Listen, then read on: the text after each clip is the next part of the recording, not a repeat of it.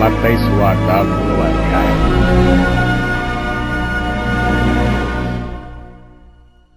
ఆ దినములయందు బాప్తిస్మమిచ్చు యోహాను వచ్చి, పరలోక రాజ్యము సమీపించియున్నది, మారు మనస్సు పొందుడని యూదయ అరణ్యంలో ప్రకటించుచుండెను.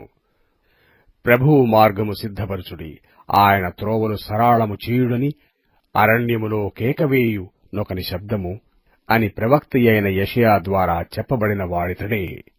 ఈ యోహాను ఒంటె రోమములు వస్త్రమును మొలచుట్టు తోలు దట్టియు ధరించుకొనువాడు. మిడతలను అడవి తేనెయు అతనికి ఆహారము. ఆ సమయమున యెరూషలేము వారును యూదయ వారందరును యొర్దాను నదీ ప్రాంతముల వారందరును అతని యొద్దకు వచ్చి తమ పాపములు ఒప్పుకొనుచు యొర్దాను నదిలో అతని చేత బాప్తిస్మము పొందుచుండిరి.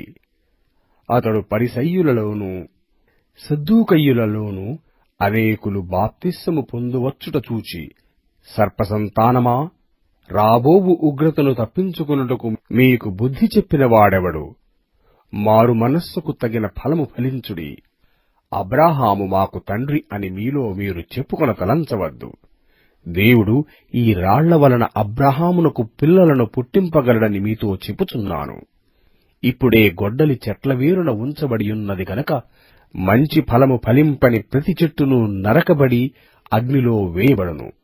మారు మనస్సు నిమిత్తము నేను నీళ్లలో మీకు బాప్తిస్మమిచ్చుచున్నాను.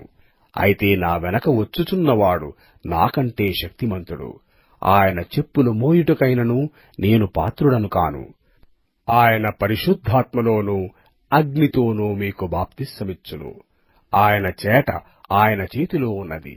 ఆయన తన కళ్ళమును బాగుగా శుభ్రము చేసి గోధుమలను కొట్టులో పోసి ఆరని అగ్నితో పొట్టును కాల్చివేయునని వారితో చెప్పెను. ఆ సమయమున యోహాను చేత బాప్తిస్మము పొందుటకు యేసు గలిలయ నుండి యొర్దాను దగ్గరనున్న అతని యొద్దకు వచ్చెను.